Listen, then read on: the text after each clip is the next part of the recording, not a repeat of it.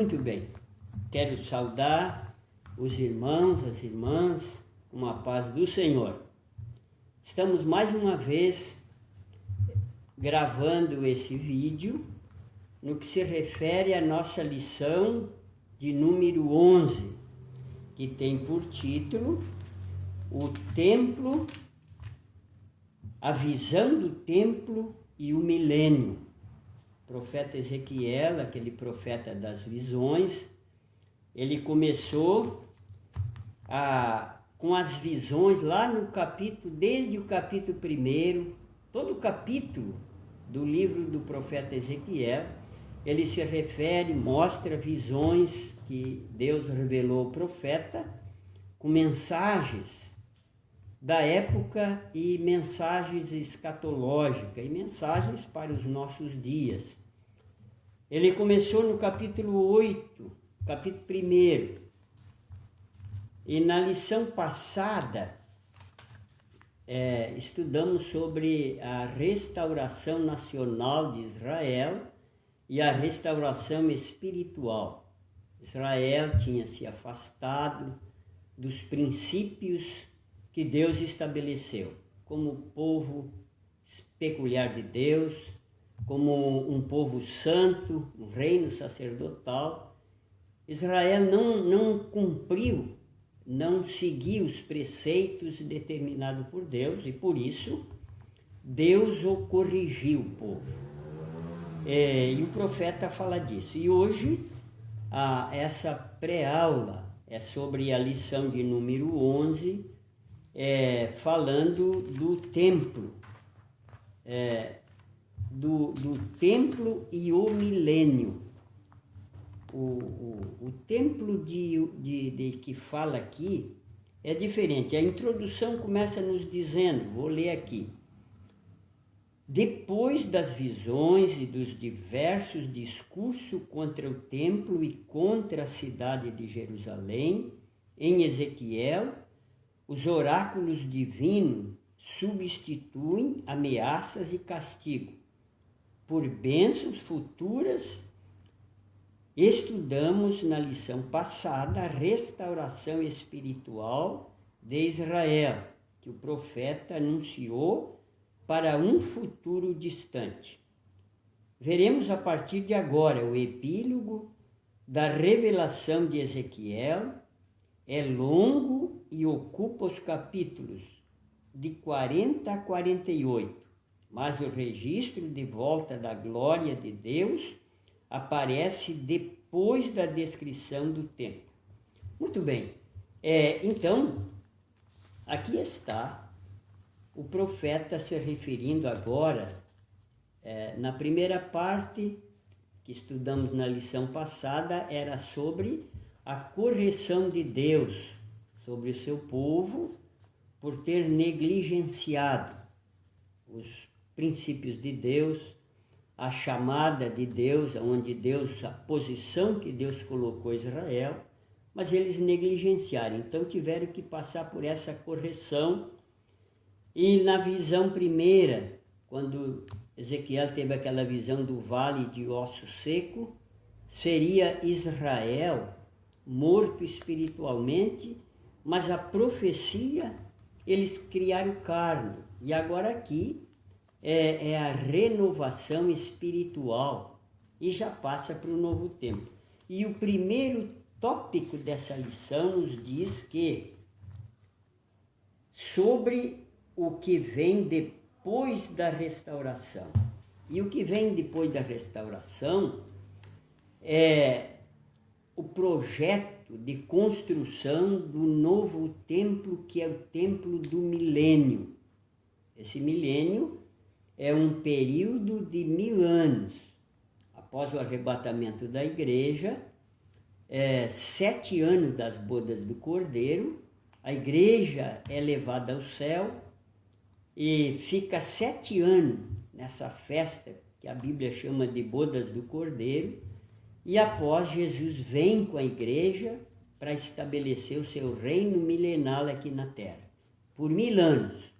E o profeta está falando disso. E a seguir, Ele diz aqui, é só para uma breve conscientização da memória. Diz aqui, a voz, como muitas águas, é uma expressão metafórica para indicar o grande poder de Deus. E esse ser da visão profética, como semelhança de um homem, se refere ao Messias prometido, que é o que vai reinar com a igreja por 1000 anos após o arrebatamento da igreja e a volta. E lá no capítulo 8, a visão do profeta foi a glória de Deus saindo do templo e se pondo sobre o monte, olhando pela porta que olha para o oriente. E no tópico de número 2 aqui, o tempo do milênio, há um contraste entre o que o profeta viu quando foi levado em visão ao templo de Jerusalém e o que ele vê nessa última visão. Ezequiel não foi o único profeta. Isaías e Joel também tiveram. Era uma visão diferente do templo. Que templo é esse? Não aparece nele peças e utensílios como no próprio tabernáculo, aquelas peças que tinham uma representação simbólica, a mobília do tabernáculo. Quando Moisés levantou o tabernáculo, quando Salomão construiu o templo em Jerusalém e quando consagrou, essas 3 vezes o templo foi cheio, tanto o tabernáculo no deserto, quanto o templo foram cheios da glória de Deus. Então aqui Deus está retornando a ter comunhão com o povo. O povo já tinha passado pela correção, já tinha ido para o cativeiro, já tinha voltado, e agora está sendo a restauração espiritual do povo de Israel. Israel era para ser o representante de Deus aqui no mundo entre todas as nações, mas eles falharam. Porque Israel falhou, Deus levantou a igreja, criou, salvou a igreja de povos de todas as nações, para ser o novo reino sacerdotal de Deus aqui neste mundo. Então agora, enquanto Israel se recupera espiritualmente, como nação já está recuperada, espiritualmente se recuperará. Então agora é a igreja que é os representantes de Deus aqui na terra. O escritor da carta aos Hebreus, no capítulo 10 da carta aos Hebreus, diz lá que a lei era a sombra dos bens futuros. Agora, nesse novo templo, que é o templo do milênio, não aparece mobília, porque esse templo agora também se refere individualmente a cada um crente, cada um salvo por Jesus Cristo. Não tem mobília. A igreja como um corpo, como um reino sacerdotal, como uma nação santa, como povo adquirido para anunciar as virtudes de Deus aqui nesse mundo. E ela é composta por pessoas individuais de todas as tribos, línguas, nações, pessoas diferentes uns dos outros. Mas o templo, onde Deus mora agora, onde Deus habita agora, é na vida dos cristãos, na minha e na sua vida. Por isso é que nós precisamos ter sempre a palavra de Deus como nosso guia, como nossa direção, o Espírito Santo como aquele que nos ensina e nos faz lembrar. Deus, disse Paulo, não habita em templos feitos por mãos humanas, mas ele habita nas nossas vidas. Então, o templo de Deus, hoje, nessa dispensação da graça, é cada um cristão individual. E isso é o tópico de número 2. O tópico de número 3, aqui nós temos o título, A Santidade e a Glória. A glória, diz aqui, a glória de Deus volta ao templo. O Espírito Santo levou Ezequiel para o átrio interior do templo, como havia feito anteriormente. Vimos isso na lição 4, mas nessa ocasião a situação do templo e dos seus adoradores era de completa apostasia. Então, isso que Israel estava apostatado na fé. Agora é a igreja. Por isso que nós temos que ter uma vida de santidade. O sermos santo é um direito adquirido por cada um de nós por aceitar Jesus como nosso Salvador. A santificação é um processo diário. Todos os dias nós temos que termos uma vida santificada, porque o nosso corpo, nosso coração, o nosso templo, que é o nosso corpo, é o santuário onde Deus habita aqui neste mundo, nesta vida. Mas chegará no milênio, quando Jesus estiver governando por 1000 anos. É o reinado de paz que a Bíblia também fala, o reinado de Jesus Cristo no milênio. Ele vai estar, a igreja acompanhando, assistindo esse governo. Por isso que temos que ter uma vida santa nesse governo, nesse tempo, nessa época, nessa dispensação do milênio, que é a última dispensação que a Bíblia fala. Estamos vivendo agora na dispensação da graça, a 6ª dispensação. A 7ª, então, será o milênio, quando literalmente Jesus vai estar nesse mundo governando para todas as nações ver e entender as profecias que foram proferidas a respeito de Jesus como rei.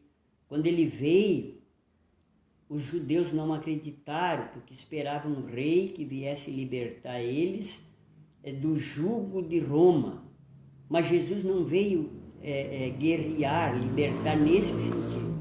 Jesus veio estabelecer o reino dos céus nos nossos corações. E ele veio trazer a salvação da alma, e não uma salvação em termos políticos. Por isso que a maioria dos judeus não creram nele, e até que condenaram ele à morte. Mas ele está ali voltando, Jesus, estabelecendo seu reino no coração dos homens, foi morto. É quando a glória de Deus saiu da terra, por 3 dias nesse sentido, mas que ao ressurgir, retornou a glória de Deus. E agora nós temos então, nessa expectativa, estamos esperando o arrebatamento da igreja a qualquer hora. Os sinais dos tempos, os acontecimentos, as catástrofes naturais, enfim, tudo o que acontece à nossa volta, a notícia, os meios de comunicação, os acontecimentos, a decadência moral do povo e a depravação espiritual, a religiosidade aumentando a cada dia, tudo mostra que Jesus está prestes a tirar este povo aqui da terra, como ele prometeu, que é a sua igreja. E essa igreja é povo de toda nação, toda língua, toda classe social, todos aqueles que creem e aceitar o Senhor Jesus como seu único Salvador, Salvador pessoal.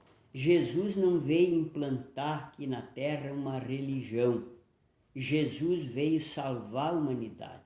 Jesus não é um líder religioso, ele é o Salvador da humanidade, todo aquele que crê. Jesus não é um líder político, como alguém julga ser. Jesus é o Rei dos reis e Senhor dos senhores, que reinará após haver esse processo do arrebatamento da igreja. É um reinado de paz. Aonde vai haver paz? Hoje, as nações trabalham, se esforçam, lutam pela paz. Mas, infelizmente, não está acontecendo como deveria, como precisa, como muitos estão querendo organizar uma paz. Mas no reino milenar de Cristo vai ser uma plena paz, onde não vai haver desavença, não vai haver doenças. Enfim, a Bíblia diz que o leão vai comer palha junto com o boi. A criança vai brincar na toca do basilisco ou da serpente. Os felinos vão perder essa ferocidade que a natureza se revoltou por causa do pecado. No reino milenar de Cristo, Satanás vai estar preso por 1000 anos. Quando Jesus estiver para voltar e estabelecer o seu reino aqui na terra, a capital como Jerusalém, Satanás vai ser preso por 1000 anos. 1000 anos não vai haver tentação maligna, não vai haver nada de ruim. É paz, é gozo, é união, é felicidade. Não vai haver guerra, não vai haver desavença. Mas no fim dos 1000 anos, nos diz a Bíblia, e isso também já parte para a escatologia, e eu não sou nenhum professor de escatologia, mas isso é parte escatológica. Satanás vai ser solto novamente. Por que isso?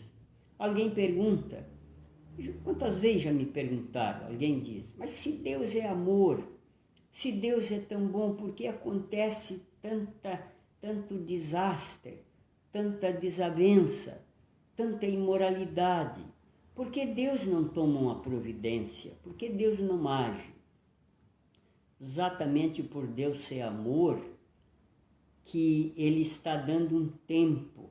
A Bíblia diz que Deus é longânimo e não quer que ninguém se perca, senão que todos venham a se salvar-se e venham ao conhecimento da verdade. Mas o que é a verdade? A verdade é Jesus Cristo. A verdade é a palavra de Deus. E Jesus nem sempre agradou e nem sempre agrada a todos. Aquele que anda no caminho da verdade, esse compreende, esse entende.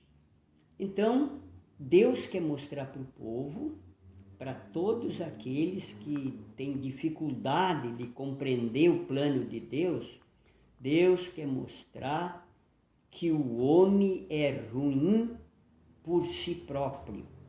O homem não peca por ser pecador. O homem não é pecador porque peca, melhor dizendo. O homem peca porque é pecador. Mesmo quando Satanás estiver preso e não tentar ninguém por 1000 anos, mesmo assim alguém vai pecar. Alguém vai desobedecer os princípios da determinação divina e vai pecar. Vai haver morte, vai haver correção, vai haver também salvação, mas hoje nós somos salvos pela graça de Deus, baseado no sacrifício vicário de Jesus Cristo. A nossa salvação é pelo derramamento do sangue de Jesus e a graça de Deus. Só que nessa época, como professores de escatologia nos têm ensinado, se quiser se salvar, vai ser pelo seu próprio sangue. Aqueles que desobedecerem, é claro que isso vai ser uma minoria, mas alguém vai pecar. É Deus provando para o homem que o homem é pecador porque quer pecar. Ninguém é obrigado a pecar. A gente, muitas vezes, alguém diz, eu fui tentado e o inimigo me tentou, e tenta mesmo. Com certeza, o inimigo está sempre tentando, e principalmente aquele que quer ter uma vida consagrada a Deus. Mas ninguém é obrigado a ceder à tentação. O homem cede no momento que ele se afastar de Deus. Se ele permanecer firme com seu propósito, não é pelos nossos méritos, não é pela nossa fé, mas é por Jesus Cristo. Ele mesmo disse que todo aquele que vem a mim, de maneira nenhuma lançarei fora, e aqueles que Deus me der, ninguém arrebatará da minha mão. Portanto, esse é o plano de Deus para a humanidade. Deus amou o mundo de tal maneira que deu seu Filho unigênito, para que todo aquele que nele crê não pereça, mas tenha a vida eterna. A condição é crer. Todo aquele que nele crê é uma condição. As promessas de Deus sempre nos impõem uma condição. E esta é uma condição imposta. Deus deu seu Filho. É um presente, é um dom, é uma dádiva gratuita. Não custa nada, mas temos que crer. Se não crer, Deus respeita a atitude de cada um, porque Ele mesmo deu para o homem, deu para todos nós o livre-arbítrio, ou seja, a liberdade de escolha.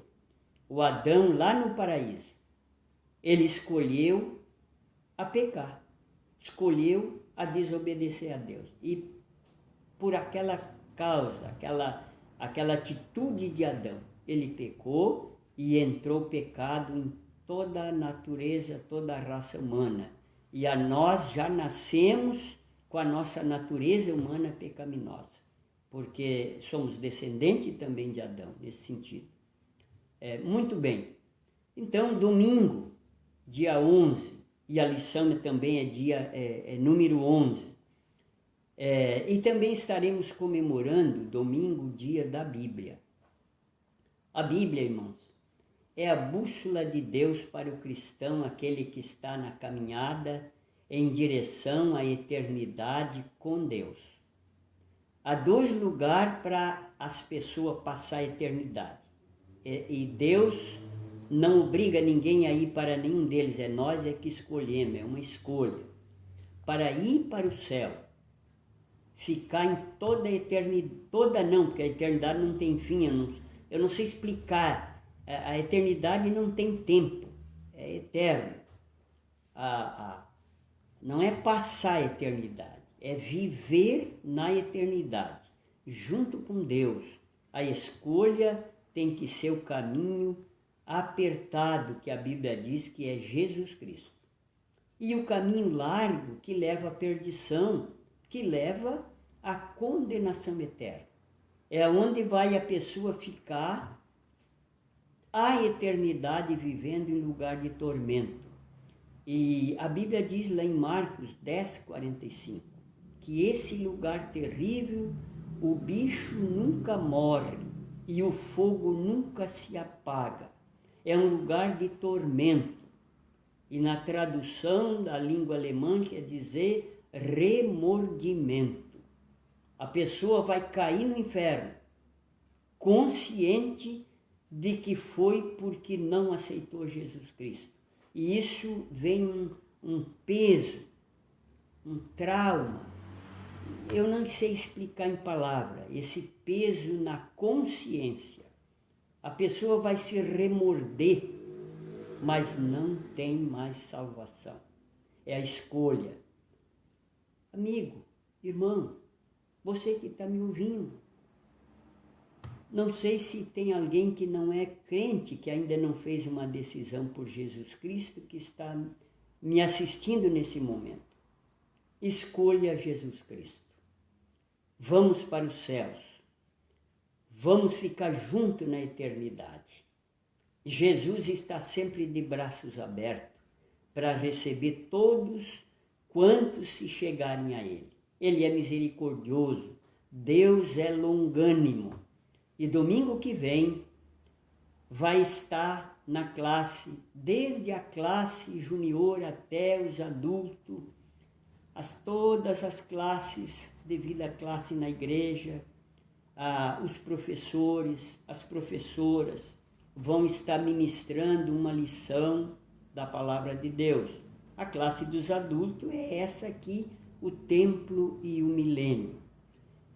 E eu lhe faço, nem é convite, até vou deixar aqui um pedido para você, quem sabe, eu vou citar aqui, se você não puder entender, por favor, se informe do seu professor, de algum cristão conhecido seu, se você não for ainda um cristão. Há 3 tipos de crentes, no que se refere ao ensinamento da palavra de Deus. Há aquele crente que vai na escola. Aquele crente que vai um pouco, não vai mais, fica um lapso de tempo sem ir. Tem outro tipo que frequenta a escola bíblica dominical. Mas ele frequentou um mês, um trimestre, 6 meses, depois, por algum motivo particular. Não pôde mais, o resto do ano não pôde mais. Se você não foi ainda na escola, comece a ir. Se você começar a ir, vai lhe despertar o desejo de crescer na graça e no conhecimento da palavra de Deus. Aí você vai passar, em vez de só ir, vai passar a frequentar.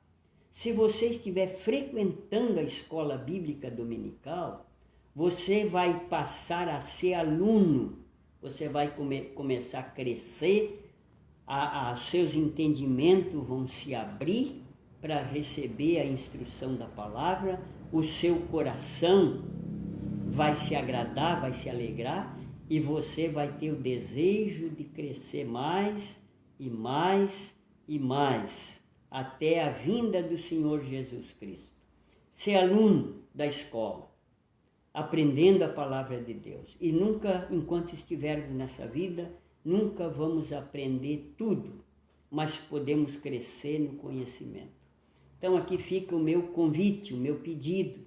E domingo cada um de nós vamos, como aluno, estar a posto nas nossas classes, e um professor abençoado por Deus vai estar nos ensinando todo o decorrer, o percurso dessa lição, que são em 3 pontos, e vai ser mais detalhado. Eu quero orar com você, antes de encerrar esse vídeo em que estamos postando, desejando uma feliz semana abençoada e um próspero domingo, contando com a presença de todos numa classe da escola bíblica dominical. A escola de ensino secular nos prepara para nós termos uma vida melhor aqui nesse mundo, melhor emprego, melhor relacionamento com o nosso próximo, com a nossa família. É a vida aqui, o preparo para a vida, na escola, na faculdade e assim por diante, curso que fizemos. Mas a escola bíblica, ela nos ensina, nos prepara para uma vida celestial, uma vida na eternidade com Deus. Portanto, muito obrigado pela sua atenção, por ter me ouvido. E, como digo, aquilo que não pude esclarecer, domingo será esclarecido na classe. Eu quero orar com você. Pai nosso que está nos céus, obrigado, Senhor, por mais esse dia, mais essa postagem desse vídeo. Agora nós pedimos a tua bênção sobre todos os nossos ouvintes, todos os nossos alunos, toda a tua igreja, Pai. Desperta cada um de nós a cada dia para uma vida santa e para o nosso crescimento espiritual, para melhor te servir no teu reino. Pai Celeste, nós oramos, pedimos esta bênção em nome de Jesus. Amém.